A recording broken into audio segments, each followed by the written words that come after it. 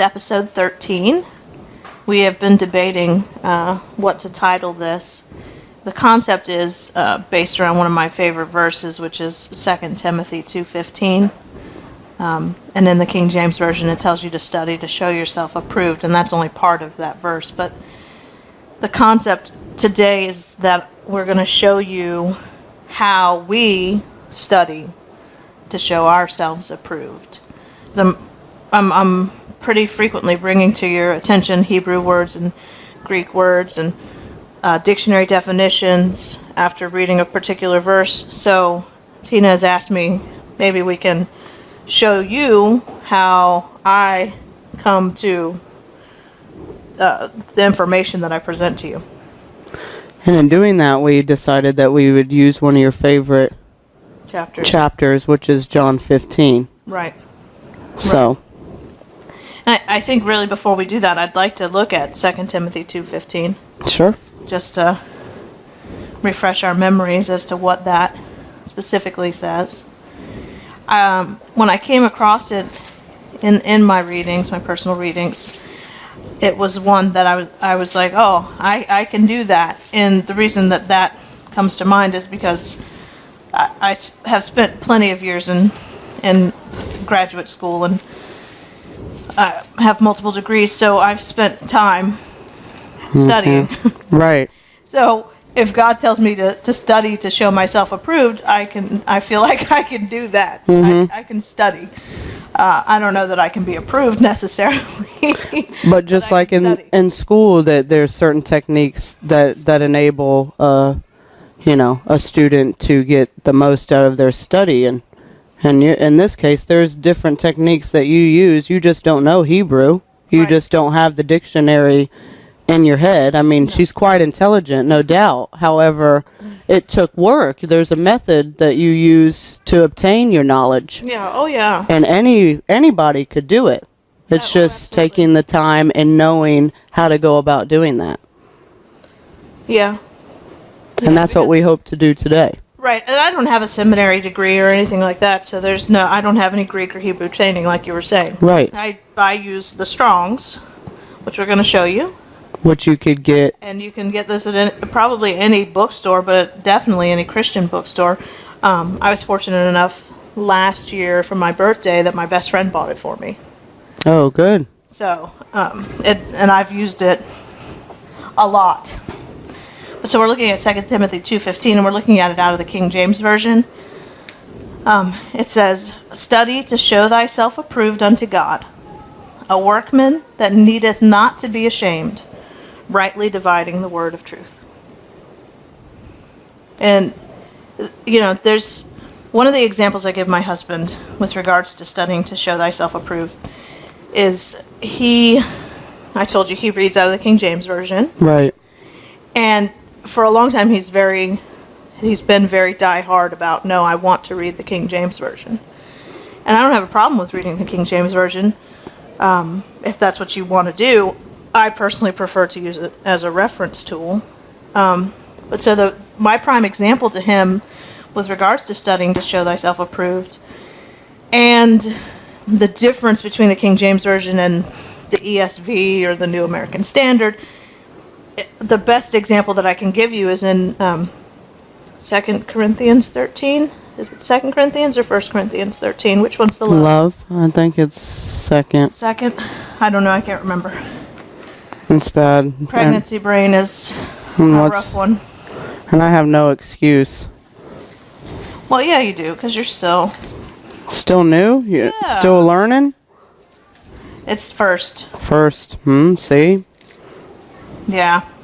It's 1 Corinthians. I thought I was wrong when I said second. So what is it that you're saying about... I'm going to show you. So you want me to go there? I'm going to show you the difference between the love chapter. That's what people know 1 Corinthians 13 as. In the King James versus what are you looking at right now? The NIV. Okay, versus the NIV. Or the ESV, or the NASB, or the NLT. They're all going to say the same thing. What they'll say differently is one word, and that one word can make a huge difference in your understanding of a verse. I'm right there, and there we go. Okay. Go for it, sister. Okay. Why? In 1 Corinthians 13, let's look at chapter 4. Okay, and verse 4, sorry. Okay. Yeah. Can you read that? Sure. It says, love is patient, love is kind. It does not envy, it does not boast, it is not proud. Okay. In the King James Version, it says, charity suffereth long and is kind. Charity envieth not. Charity vaunteth not itself, is not puffed up. And this is, like I told you, this is the example that I give to my husband.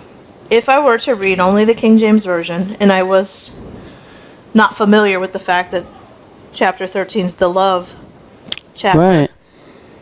and all I read was charity, I would be thinking of, Goodwill, Salvation Army, giving away something that you don't want. To Love would not. Need. Love Right. would not probably cross your mind. Right, because charity in modern English is, thrift store. Right.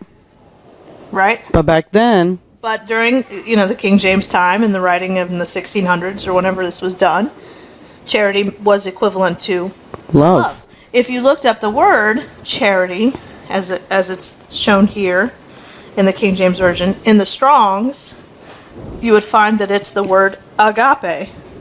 And if you've had any church training at all, you've heard agape, and agape is love. Right. Which is why every other translation says love. So that's the importance of studying to show yourself approved, because the word might not mean what you think what it is in our language today. it means. Yeah. Right. So I'm trying to convince my husband to not stay focused only on King James, to read some other translations. But that's what, for me, pushes me to study out of the Strong's and to study multiple translations. Right. That's what I was going to say, is it's not bad to have different versions of the Bible, because like you said, you can pull, even taking that one, 1 Corinthians 13:4, if we looked at it in the NIV and the ESV and then went back to the King James Version, there's a lot to be learned. I mean, they're very much different, like you said, and it may bring to light that scripture in a whole new way than just knowing it by the King James. Right. And you also said earlier that the King James can be a bit confusing. It's hard. It may be something that you have to read over and over again to understand it. Whereas if you read it first here, 13:4, and then you read it here, it would be like, oh, okay. It's talking about love. Right. So. Well, and that's the other thing I told my husband is, I don't have a problem reading the King James. I'm a really good reader, but I would still have to read chapters and verses multiple times to make sure that I understood what exactly it was saying. Right. Whereas if I'm reading so that I can just, delve into his word and digest as much as I possibly can, I want to read something that I can read without having to, stop and think. Yeah, a million times. Yeah. Right.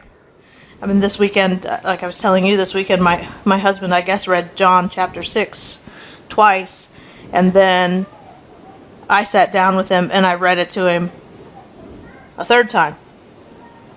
In the same in the King James Version, because that's what he reads. Okay.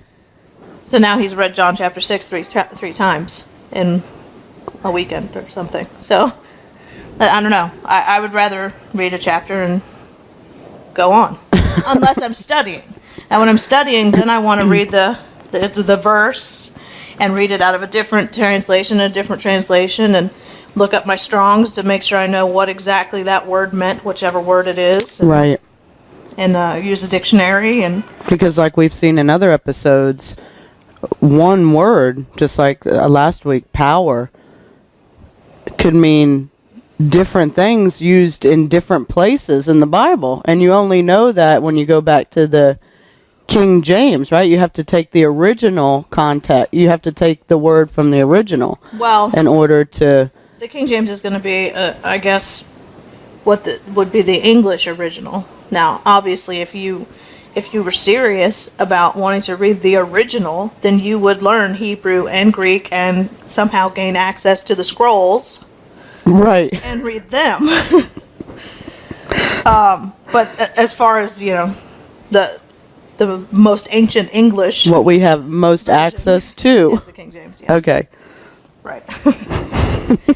All right, so we're going to go now into John 15. Wait a second. Yeah. You didn't do your second. Did you read 2 Timothy? You did. Okay. Mm-hmm. All right. So John. John. Yeah. This is a completely unscripted, note written. I mean, we didn't do anything. So you're seeing it just as live as it can possibly get. Right. As raw as it can get. Right? Yeah, it doesn't get any rawer than this. But I think that's good because it's just like you were here with us and we are going to walk you through how we would prepare for a show. Yeah. Correct? We're going to take a topic, and in this case, we're just going to dive into John 15 and see what we can get out of that. Right, because generally we take a word study. Is correct. Really what we do, and that's my preference because I have a master's in English Ed, so right. So word studies are what I enjoy doing. But with regards to John 15, really, for me, it is a word study because there's one word that appears in John 15. An exorbitant amount of times, and that's the word abide. Oh, so you did tie in your little word study here. I'm sneaky that way. Let me explain. With regards to the website. Okay. Delight, abide, love.com. Right. What happened was people, I kept hearing Christians using these pat answers, delight yourself in the Lord and He will give you the desires of your heart. Right. Okay. Usually they'll just tell you God will give you the desires of your heart. Right? Ask and you'll receive. Right? But John 15, what was it? 15:5? Is that what you said it was? Right. If you abide in me and my word abides in you, then you can ask anything in my name and it will be given to you. People like to share that first. They don't. To acknowledge that first part of it, right? They don't add in the, what's the word I want? The condition. Right. They only want to tell you the blessing. Right? And love. The love one is, God works everything together for your good. But that's not what the verse says. God works all things together for the good of those who love Him and are called according to His purpose. Love that one. Okay, but that's the whole verse. But the pat answer that Christians are giving each other is, He'll give you the desires of your heart. Ask and you shall receive. And He works everything together for good. They're leaving off those conditions, and that's what came to my mind, and that's why delight, abide, love appeared. Because I want people to know that we need to delight in Him, we need to abide in Him, and we need to love Him. Right. And then, as long as we're doing those things, then yeah, probably you are going to see the blessings that you keep telling everybody you're going to get. Right. But there are conditions. Of course. And so, of course, then, because there were 3 words that were the conditions, and I like word studies, then those became goals of things to study. And that's why the Delight book is available online. Right. Right? So you can get that book online for 99 cents, and that's a study on the word delight. And there's some pretty interesting stuff that you'll find out about delighting God. And there's 10 things, correct? I mean, 10 things that the scriptures say delight Him. And wouldn't we want to? You would think, right? Listen, you would want to delight Him if you loved Him. Right. Right? Definitely. So, since it's delight, abide, love, John 15 is where the abide part of delight, abide, love comes from. And it's been my goal for quite some time to write another book on the word abide. So how do you abide in God, and what does that word really mean? And what does it really look like to abide in Him? Right. Right. And is our modern day English definition equivalent to the original Greek? So, that all said, we're going to start breaking down John 15, and we're going to go verse by verse. And when we come across something that we have questions, or we want a deeper understanding, because we want to study to show ourselves approved, then we're going to bust out Strong's. And maybe even Merriam-Webster via the tablet. Which I know people have access to. Sure. I mean, everybody can get online, and even if you don't have a computer, you can get online on your cell phone, probably. So, right. Yeah. And they have all those apps that you can download, a dictionary app on your cell phone, so. I mean, you could really study anywhere then, right? Yeah, I have the ESV on my cell phone. You could get your study on anywhere. Well, and I know they're advertising Bible.com or something that's got multiple apps that are available for that purpose. Oh, okay. Yeah, Never heard of. There's all kinds of stuff out there. We're using the King James because when you want to use the Strong's, which this is the New Strong's Exhaustive Concordance of the Bible. When you're using this, it is based on the King James Version. So when you want to find a word, then you need to know what it says in the King James, right? Right, so you can't take the NIV and try to pull the meaning of a word from an NIV through the unless it just happens to have been the same word from the King James. Right. Okay. Because like if I had wanted to study 1 Corinthians 13 and I looked up love in here in the Strong's, I wouldn't find 1 Corinthians 13. We would look up charity. You'd have to look up charity because that's what the King James says. Right. Right. Okay. Okay. All right. So we're going to read out of the King James, but we're also, because I'm showing you how we study to show ourselves approved, we're going to read multiple translations to make sure that we get a full understanding of what, in this case, this is Jesus talking, what Jesus has to say here. Okay? Wonderful. All right. So, John 15, verse 1 says, I am the true vine, and my Father is the husbandman. And I knew you were going to make that. I've never heard that. The husbandman. Yeah. Yeah. Because you got the NIV, what's it say? Mine says gardener. And NIV then says gardener. the ESV says vine dresser. The ESV says vine dresser. We got some other ones over here. The New Living says gardener. And the New American says vine dresser.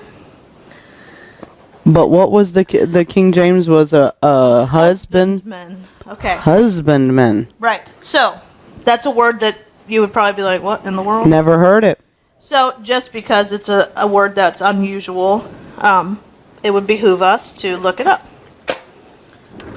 To make sure that these other translations that went vine dresser and gardener got it right.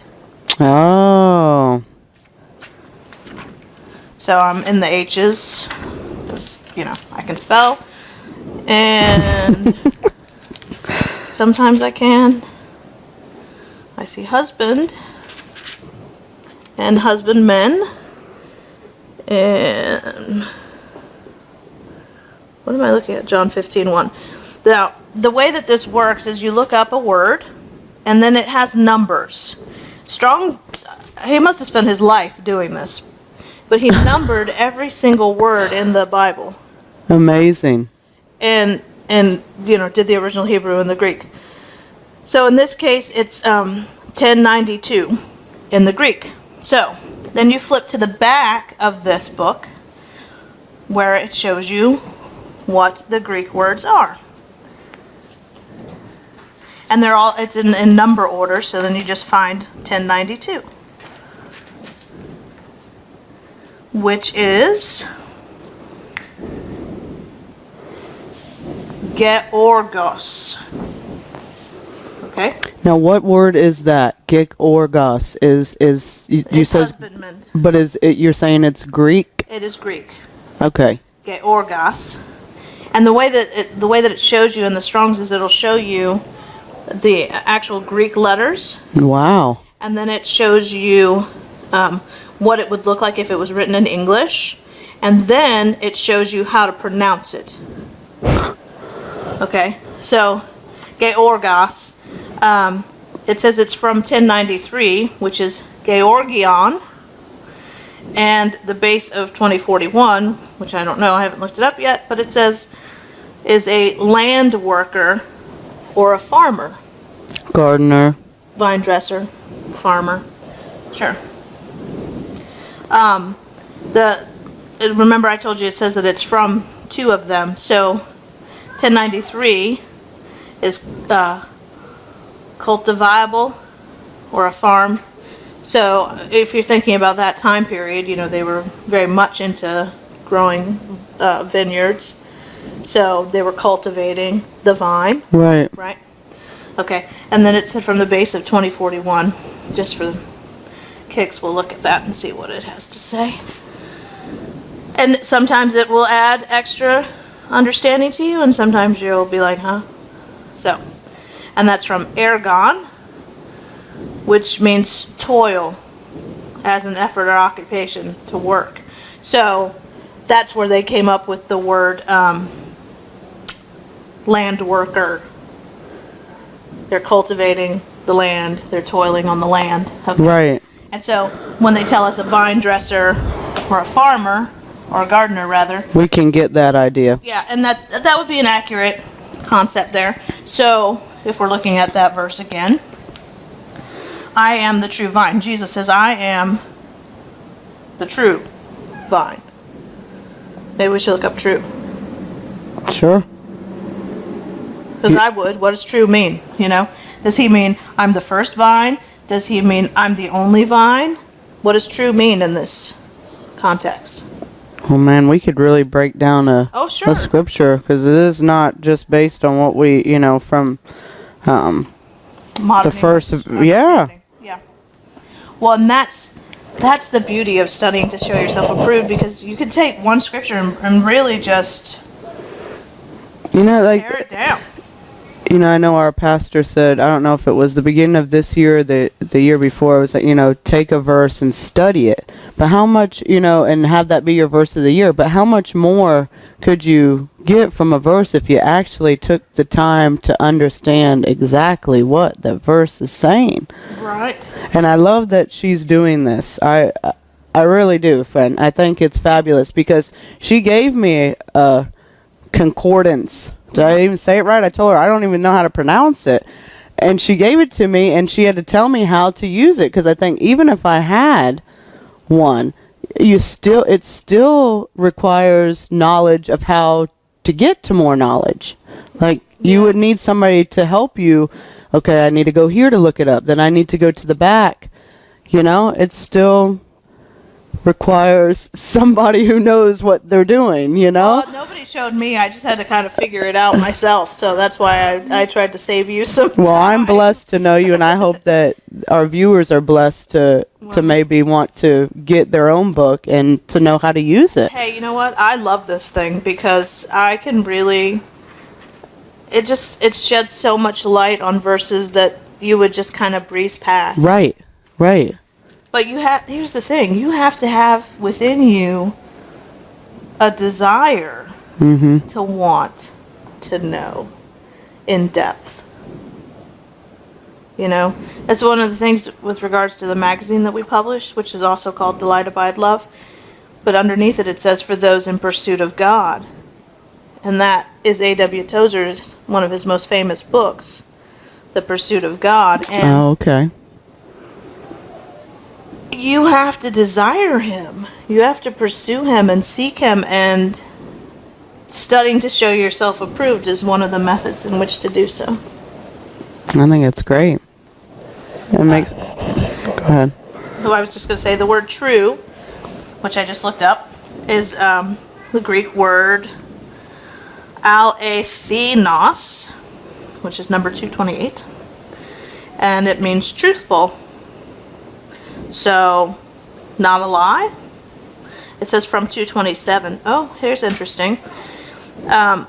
Alethinos, which is the word true in the King James Version, comes from alethes, and it means true as not concealing. Oh, so which is interesting because that means Jesus is like, hey man, I am wide open to you. I'm not hiding anything. right. I am the truth. Yeah, I am the truth. Yeah, Right, cool. Right, and that's what he's saying there. What is it? Well, we already talked about it. It says, I am the true vine in that one too, right? Right, and I think all the other one is the same. Okay. So, Jesus says, I am the true, unconcealed vine, and my Father is the husbandman. I kind of want to look up vine. Okay. Because is it What right? kind of vine? What are we talking about here? Right. Is he talking about a grapevine? Is he talking about some other, representation of something? Is that okay? My ear. Can we do that? Of course you can. It's your show, sister. But see, we thought we may get through all of John 15. I didn't. You did. I know. I didn't really think we would either, but I think it's interesting how much time could be spent on just one verse. Oh, it's incredible. If you took the time and you had the desire. Yeah, and imagine if you started at the beginning of the Bible. Holy smokes. But think like this, like you said, how long do you think it took this man to do? Oh, gosh. So we're living in a time where information is Well, easier to obtain. It doesn't require as much work as it would be if we didn't have this. Yeah, but you know what? Because things are so much easier to obtain, nobody wants to obtain them. Interesting. Yeah. It's kind of like, oh, it's out there. If I want it, I could get it, but then nobody wants it. Sad. I know. I tell people all the time that I feel like I write to a target audience that doesn't exist.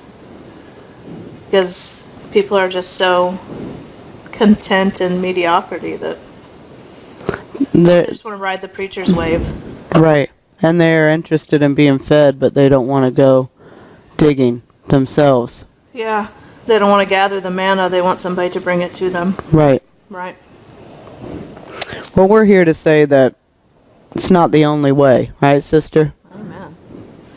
Amen. And it's so much fun, really. Right. When you really start getting into it and you go, because I'm telling you right now, if you get one of these books and you look up, I'm so bad at addresses. I'm going to say Psalm 37:4. Do you want me to check it out? Just to make sure. Mm-hmm. That's the one that drove me to write the book, Mad in Pursuit, Delighting God. And Delight yourself in the Lord, and He will give you the desires of your heart. if you get one of these and you look up the word delight in Psalm 37:4, you will discover that it doesn't mean anything like what you think that it means. And if you don't have one of these, but you're still curious, you could always buy my book. But because she's already done the work for you. I have already done the work for you. Or you can use the website called Biblos, BIBLOS.com, and they have all the strong stuff on there. Oh, okay. So you can utilize that too. But once you see that the word that you think you understand isn't what you thought it was, and if you have any desire to pursue God at all, and to know the truth, it's really gonna rocket you into studying to show yourself approved. right? That's what pushed me, was that particular verse and that particular word. But so vine, that's what we're looking at now, is 288, the Greek word number 288, and it's ampelos, And it says a vine, but then it says, as coiling about a support. As coiling about a support. Right. So, who do you think Jesus would coil around? God. Right. So that's really cool. That's interesting. Yeah, And because then God is the husbandman. He is the gardener. He is the vine dresser. and Jesus is Wrapped around God. oh, Just in one verse. right. Right. I'm not concealing anything. I am the truth, and I am wrapped around my Father, who is The gardener. the gardener, the vine dresser. And we just looked up 3 words, which Yeah. was true, vine, and gardener. Right. Husbandman. Right, and the True vine king. and husbandman. And, okay, so we just looked up 3 words in one verse. And do you see that there's a much deeper meaning than just I am the vine and my Father's the gardener? Right, Much deeper. much deeper. Pretty incredible. I'm blessed. Well, let's do one more, because I think we might be running out of time, really. Let's just do one more. Every branch in me that beareth not fruit, he taketh away. And every branch that beareth fruit, he purgeth it, that it may bring forth more fruit. Now, the word purgeth is not used in the other translations. Okay, I'm going to let you read it in a second. But what I want to say to you is when you read the word purge, what do you think? Is that word familiar to you at all or no? No. Okay. I have a degree in psychology, so it immediately creates imagery for me, and that's because when you talk about eating disorders, people binge and purge. Oh, okay. So what is purge now? Yak. Yak, right. Vomit, hurl, erp. That's what Mamaw says. She says she erps. But, okay, that's gross. But, so when I read that, because of my understanding of the word purge, and when it says that every branch that beareth fruit, he purgeth it, then I'm thinking that doesn't work out in my mind. Oh, it's like that it means contradicts. he's getting rid of it still. Right? Because it says, every branch in me that beareth not fruit, he taketh away. I get that. If Right. you don't bear fruit, you're booted. And every branch that beareth fruit, he purgeth it, that it may bring forth more fruit. Well, I don't see vomit as bringing forth more fruit. No. So, if I were to only read the King James Version and read purgeth, I would be confused. Oh, definitely. Right? So then I would obviously go into some other translations. So let's see what they say. The NIV says, he cuts off every branch in me that bears no fruit, while every branch that bears fruit he prunes, so that it will be even more fruitful. Okay, I get prunes. I got it. I got prunes cut, right? Right? Yeah, you prune a fruit tree so that it can come back with new growth, Mm-hmm. right? Okay, or your rose bush or whatever it is. I get prunes. Let's see if there's another. You got the ESV. Does it say prunes too? Just real quick. Yes, prunes. Okay. The New Living Translation says prunes, and the New American Standard says prunes. So I would say it's pretty safe to say that they believe that purgeth, and the King James means prunes. Let's see. Let's check them out.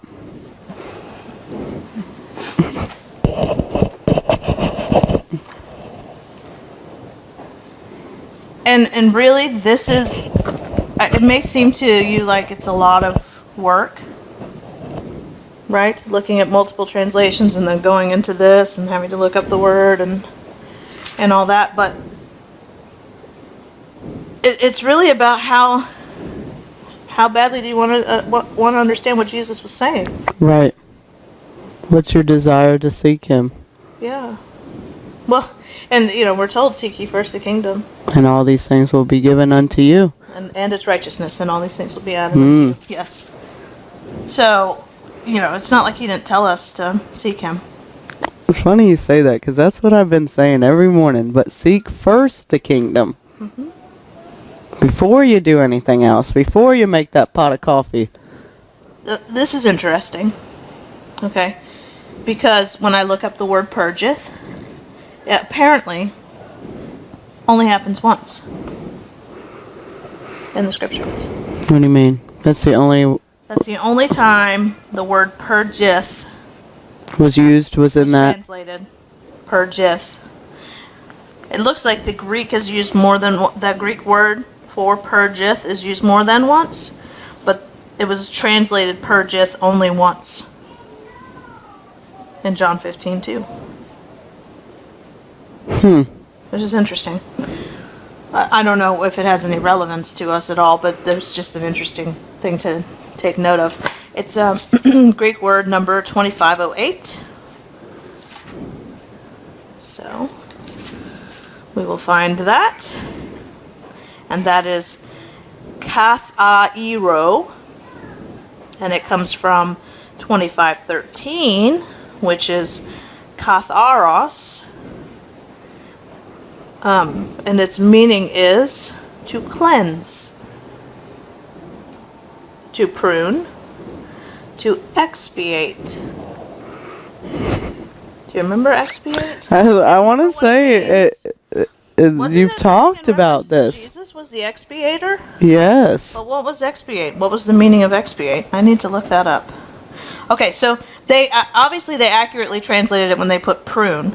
Right, and that's something we can understand. And cleanse we get. And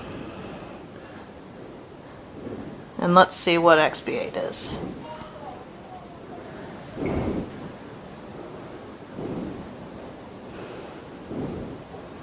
Oops.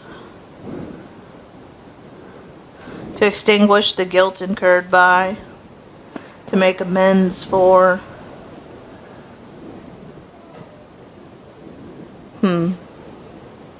That's interesting. Okay, I want to think about that for a minute.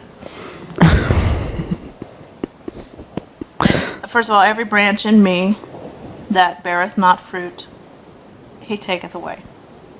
That's the end of it.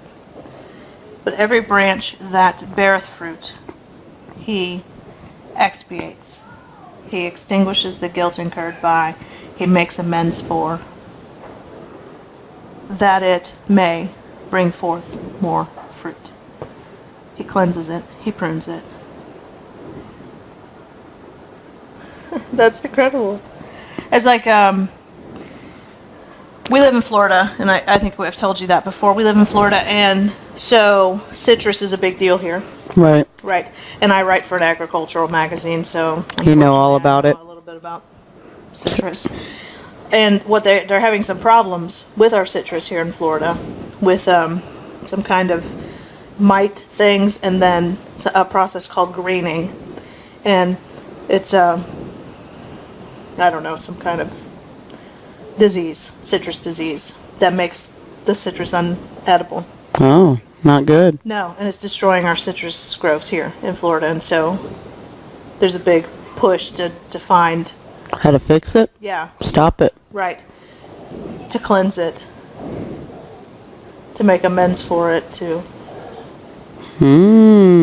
Okay. Right? To get rid of all the things that are making it not edible, not useful. Oh, nice. And then reference to the vine and the... So when Jesus is saying that the branches that live in him, which would be believers, right, as long as you are abiding in him, which we haven't gotten there yet, but the branches that are attached to the true vine, to him, if they are bearing fruit, which is the fruit of the Spirit, which is a whole other topic altogether, if they are bearing fruit, then God, the vine dresser, the gardener, the husbandman, right, which is interesting too, the word husbandman, because we're the bride of Christ, right? Right. Okay. He's going to come in and he's going to cleanse us and remove and make amends for anything that is in us that might make our fruit too small or unedible, Right. or not as useful as it could be. He's going to remove those things from us. I like it. Are you getting that? I got it. I've been pruned. Well, and you will stay being pruned. Mm-hmm. Anybody that's ever grown anything and is any good at it, I am not.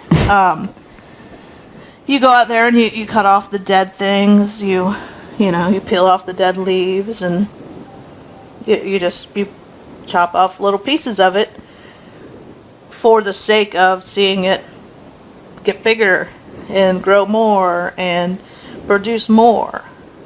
Right? Right.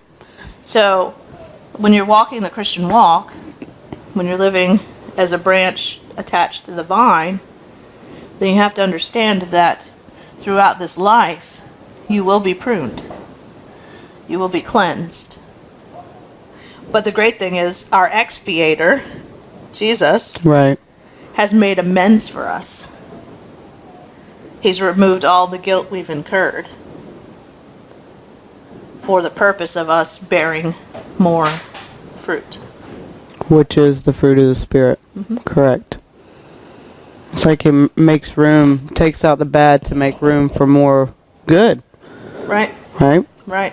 So you got room to grow. Well, and I've written before too that sometimes I think the fruits of the Spirit that might show up in me are raisin size. Oh my gosh. But they probably start off that way.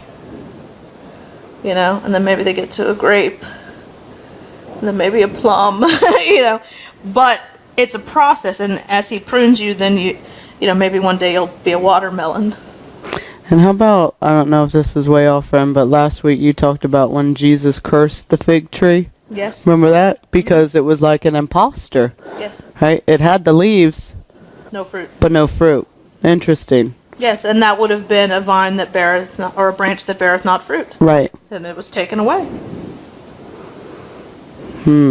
I don't want to be taken away. No, probably not. So. Well, and if you don't want to be taken away, then you have to be willing to endure the pruning. And really to be thankful for the pruning, because, the scriptures tell us that we're going to bear 30, 60, 100-fold. Right. Right? And the unfortunate thing is that there are so many believers that are okay with just bearing 30. And Paul was not that person. He said he wanted to run the race with perseverance. That you run a race for the crown. Right. He wanted that crown, and I'm not saying that you're not going to get a crown if you only bear 30-fold, because obviously we need some people that are 30-fold people, but don't settle for that. Strive for more. Study to show yourself approved. Run the race of perseverance. Allow him to prune you, and thank him, because he cleansed you and removed all the guilt you incurred for the sake of bringing himself glory and using you to do that. Who are you? Who am I? Who am I? Trust me, I am no one. So. But he loves me. He loves you, and he loves that you desire to know more about him. Well, that's what we're designed to do. Right. Seek him. Right. And hopefully today you've maybe learned a few techniques that will enable you to be able to dive deeper, to get a better understanding of God and his word. Because besides prayer, the Bible is really one of our main weapons, so to say, that we can... Well, it is. It's the sword of the Spirit. Right. That we can... And wouldn't you want to know that? Wouldn't you want to not just be able to say, I've read the whole Bible, but do you understand the whole Bible? Do you get everything? Because if we're just, like you said, reading the King James Version and just that one verse, you might not have understood a thing had you not known how to dive in to study to show yourself approved. I know I've learned something today, and I'm sure that's the viewers have too, because you showed me, a few things that I hope that I could well, I hope that wow that God. how cool it is Right. I really like knowledge, so... And they even say in school, knowledge is power. Right. Well... That's one of the few things that the world isn't lying to you about when it applies to the scriptures. Because his word is the sword, and that's, interestingly enough, with regards to the armor of God, that's the only offensive thing that we're given, is the sword. Everything else is defensive. Right. So, you can defend and defend and defend, but if you don't strike back, that's not much of a fight. Right. That's like a boxer going like this the whole fight. Right. You're padded, but what do you got to give back? Yeah. No, Yeah, you're going to get beat up. You got to dish it back. And the only way you can do that is to know his word. Powerful. Impressive. Maybe next week we'll keep going with John 15 simply because I love it, but there's no guarantee there, and we're not sure what we're doing next week. Next week I might have a baby, so, We're taking it day by day. But in the meantime, maybe you could carry on in John 15, and maybe as we go along, you'll already have reference to the concordance and different versions that... Well, and if you find something, you're more than welcome to talk to us on the forum, on the website, delightAbideLove.com, or send us an email, which you can send to delightAbideLove@yahoo.com. Oh, we would love some questions. That was, we were going to do, but we'd like questions from our viewers. Give us a topic that you're interested in, or just random questions that maybe you have that you... Maybe you're too scared to ask your preacher. Tina's brave. We'll let her answer them. Whatever. But seriously, no doubt, we would love to we would dive in and do the studying for you if you had something on your heart or your mind that you needed answers to. We'd love to answer questions for you and give us something to talk about. Yeah. Well, and the whole point of the show, too, was to be interactive. So, you can contact us via YouTube, through the Rahab Sister page on YouTube. You can contact us through Delight Abide Love on Facebook, or delightAbideLove.com. There's multiple ways to reach us. And actually, we have RahabSisters.com, but the links don't work so well. But you'll see the email address there that you can reach us that way, too. All right. We hope you have a great week, and try and study to show yourself approved this week. See what it does for your own enthusiasm and passion for reading His Word and getting to know Him better. And that way you'll be able to share with others more confidently. Absolutely. All righty. Take care. Thank you.